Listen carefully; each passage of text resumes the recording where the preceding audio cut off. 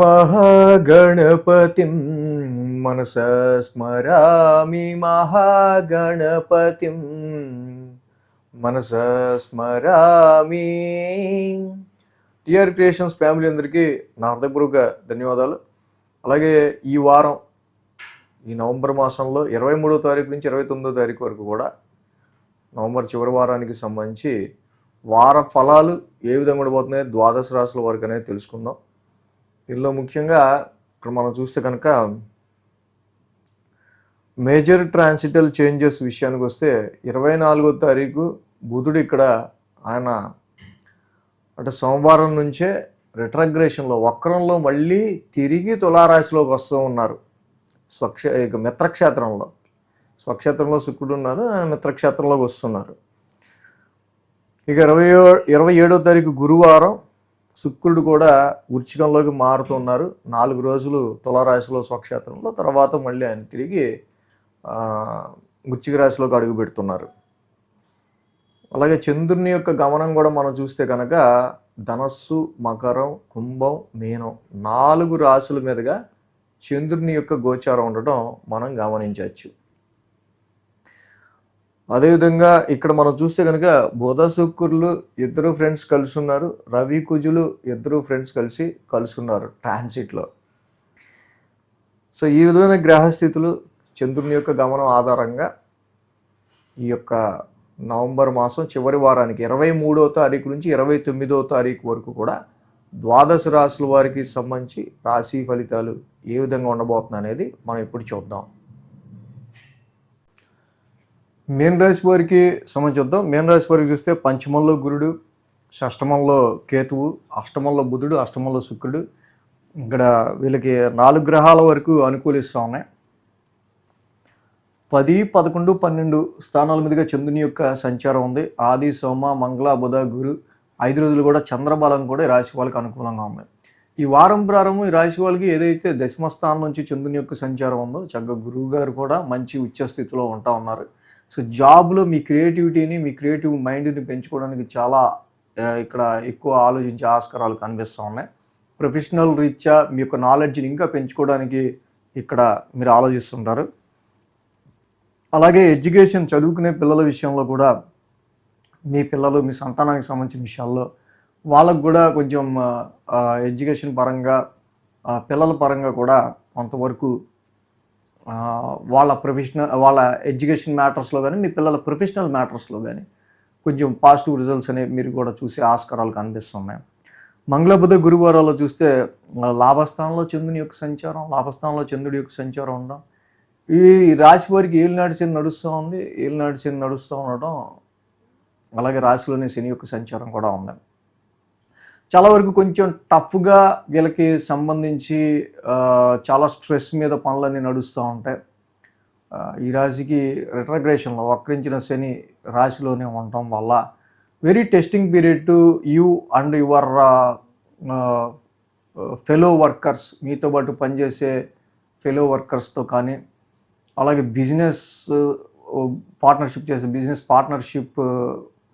Business పార్ట్నర్తో కానీ ఇలా కొంతవరకు చాలా వరకు కూడా ఎక్కువ స్ట్రెస్ని వీళ్ళు బేర్ చేయాల్సి వచ్చే ఆస్కారాలు కనిపిస్తూ ఉన్నాయి. శుక్ర శనివారాల్లో చూస్తే 1000 స్థానాల్లో చంద్రుని యొక్క సంచారం, ఆల్రెడీ ఇక్కడ రాహు ఉన్నారు. సో ఇక్కడ పర్సనలైజ్డ్గా పర్సనల్ ఎక్స్పెన్సెస్ కావచ్చు, పర్సనల్గా మీ గురించి మీరు పర్సనల్గా ఖర్చు చేసుకునే ఆస్కారాలు కానీ ఎక్కువగా కనిపిస్తూ ఉన్నాయి ఈ వారం. అలాగే రవి కుజుల యొక్క ఈత కూడా జరుగుతుంది రాశి వాళ్ళకి సంబంధించి. 2 కూడా ఫ్రెండ్లీ ప్లానెట్, బట్ భాగ్యస్థానంలో ఉన్నాయి. సో భాగ్యస్థానంలో ఈ ఫైరీ ప్లానెట్స్, అలాగే చాలా వరకు aggressive and short tempered planets. యాక్చువల్గా భాగ్యస్థానంలో రవి కుజుల యొక్క యుతి చాలా వరకు ఇక్కడ అంత యోగదాయకమేమీ కాదు, కానీ ఈ ఎక్కువ మీకు ఎక్సీడెడ్ ఎక్స్పెన్సెస్ని ఎక్సీడెడ్గా కొంచెం చాలా వరకు ఉన్న రాబడి కంటే వచ్చే కమిట్మెంట్స్తో ఎక్కువ ఖర్చులు అయ్యే ఆస్కారాలు ఈ రవి కుజుల యొక్క యుతి వల్ల మనకు ఎక్కువగా భాగ్యస్థానంలో కనిపిస్తూ ఉంది. హైయర్ ఎడ్యుకేషన్ గురించి చేసే ప్రయత్నాల్లో కూడా ఈ రాశి వాళ్ళకి ప్రజెంట్ అనుకూలమైన పరిస్థితులు తక్కువగా ఉన్నాయి. ఫారెన్ ట్రావెల్స్ గురించి పెట్టుకునే హోప్స్ కూడా ప్రజెంట్ వీళ్ళకి అంతగా పెద్ద వాటి మీద ఆ శక్తిని కూడా అంటే ఏదైనా పనులు ముందుకు కదులుతుండే అని అనిపించవచ్చు. బట్ ఈ టైంలో మాత్రం ఫారెన్ ట్రావెల్స్ గురించి చేసే ప్రయత్నాల్లో కూడా అంత అనువైన పరిస్థితుల్లోనూ అనుకూల సమయంగా మనకు కనిపించట్లా. సో ఈ రాశికి మెయిన్ మనం చూస్తే బుధ శుక్రుల యొక్క ఇది జరుగుతుంది. ఇద్దరు ఫ్రెండ్సే అష్టమ స్థానంలో ఉన్నారు. అష్టమ స్థానంలో బుధుడు శుక్రుడు జనరల్గా ఇద్దరు కూడా యోగిస్తారు. బట్ శుక్రుడు ఇక్కడ చక్కగా స్వక్షేత్రంలో ఓన్ హౌస్లో కూర్చుని ఉన్నారు. సో శుక్రుడు అట్లీస్ట్ 8th హౌస్లో ఈ లార్డ్ ఓన్ హౌస్లో మిత్రుడు కూడా కలిసి ఉండటం వల్ల డెఫినెట్గా అదర్ సోర్సెస్ ఆఫ్ ఇన్కమ్కి సంబంధించి కానీ ఫైనాన్షియల్ వెల్త్ విషయంలో కానీ సో కొద్ది గొప్ప ఇన్లాస్ అత్తగారు మామగారి నుంచి కానీ అండ్ కొంతవరకు మంచి పాజిటివ్ రిజల్ట్స్ తీసుకురావడానికి అష్టమ స్థానంలో శుక్రుడి యొక్క సంచారం ఇటు మ్యారిటల్ లైఫ్కి సంబంధించిన విషయాల్లో కావచ్చు, అలాగే 8th హౌస్ రిలేటెడ్ రీత్యా other sources of some financial విషయాల్లో కొంత ఫోన్లో ఎటుగట్టు మనకి సర్దుబాటు అయింది అనే విధంగా ఫైనాన్షియల్గా కొంతవరకు వీళ్ళకి బెనిఫిటబుల్గా ఉండడానికి కానీ ఈ శుక్రుడి యొక్క సంచారం చాలా బాగా యోగిస్తుంది. అలాగే బుధుడు కూడా అష్టమ స్థానంలోకి వచ్చి ఉన్నారు ఈ రాశి వాళ్ళకి.